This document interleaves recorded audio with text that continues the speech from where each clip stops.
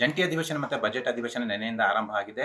ಶಾಸಕರ ಹಾಜರಾತಿ ಹೆಚ್ಚಳ ಮಾಡುವ ನಿಟ್ಟಿನಲ್ಲಿ ಸ್ಪೀಕರ್ ಅವರು ಈ ಸಲ ವಿಶೇಷ ಪ್ರಯತ್ನವನ್ನ ಮಾಡಿದ್ದಾರೆ. ಯಾವ ರೀತಿ ಅಂದ್ರೆ ರಿಕ್ಲೈನರ್ ಚೇರ್ ಮತ್ತೆ ಮಸಾಜ್ ಚೇರ್ಗಳನ್ನ ಶಾಸಕರಿಗಾಗಿ ಮೊಗಸಾಲೆಗಳಲ್ಲಿ ವ್ಯವಸ್ಥೆ ಮಾಡಿದ್ದಾರೆ. ನಾವು ಅದನ್ನೇ ಈಗ ತೋರಿಸ್ತಾ ಇದ್ದೀನಿ.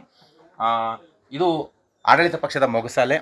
ಇಲ್ಲೂ ಕೂಡ ಶಾಸಕರು ಮಧ್ಯಾಹ್ನದ ಊಟದ ನಂತರ ಸಣ್ಣ ವಿಶ್ರಾಂತಿ ಮತ್ತು ಸಣ್ಣ ಒಂದು ಮಸಾಜ್ಗೋಸ್ಕರ ಮಸಾಜ್ ಚೇರ್ ಮತ್ತು ರಿಕ್ಲೈನರ್ ಚೇರು, ಒಟ್ಟು ಇಷ್ಟು ಚೇರ್ಗಳನ್ನು ವ್ಯವಸ್ಥೆ ಮಾಡಲಾಗಿದೆ. ಒಟ್ಟು 15 ರಿಕ್ಲೈನರ್ ಚೇರ್ಗಳು ಮತ್ತು 2 ಮಸಾಜ್ ಚೇರ್ಗಳನ್ನು ತಲಾ ಆಡಳಿತ ಪಕ್ಷ ಮತ್ತು ವಿಪಕ್ಷಗಳ ಮೊಗಸಾಲೆಯಲ್ಲಿ ವ್ಯವಸ್ಥೆ ಮಾಡಲಾಗಿರುವಂಥದ್ದು. ಬಹಳ ಅತ್ಯುತ್ತಮ ಗುಣಮಟ್ಟದ ಕುಶನ್ ಇರುವಂತಹ ರಿಕ್ಲೈನರ್ ಚೇರ್ ಇದು.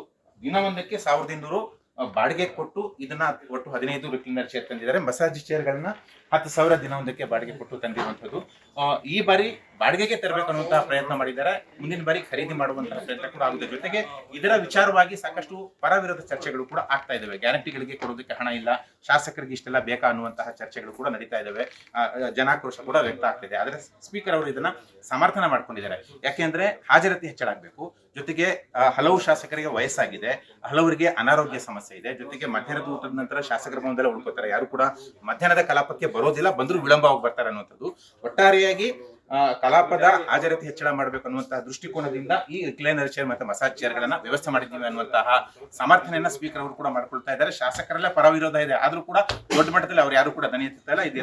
ಎಲ್ಲಕ್ಕೂ ಕೂಡ ಒಪ್ಕೊಂಡಿದ್ದಾರೆ. ಒಟ್ಟಾರೆಯಾಗಿ ಈ ಬಾರಿ ಒಂದು ವಿಶೇಷ ಪ್ರಯತ್ನವನ್ನ ಸ್ಪೀಕರ್ ಅವರು ಮಾಡಿರುವಂತದ್ದು. ಪ್ರತಿ ಬಾರಿಯೂ ಕೂಡ ವಿಶೇಷ ಪ್ರಯತ್ನಗಳನ್ನ ವಿಭಿನ್ನವಾಗಿ ಮಾಡ್ತಾರೆ. ಬುಕ್ ಮೇಳ ಕೂಡ ಆಯೋಜನೆ ಮಾಡಿದ್ರು, ಈಗ ಇದನ್ನು ಕೂಡ ಮಾಡಿದ್ದಾರೆ. ಹಾಗಾಗಿ ಯಾವ ರೀತಿ ಜನ ರಿಸೀವ್ ಮಾಡ್ತಾರೆ, ಯಾವ ರೀತಿ ಶಾಸಕರು ರಿಸೀವ್ ಮಾಡ್ತಾರೆ ಕಾದ್ ನೋಡ್ಬೇಕಾಗಿದೆ.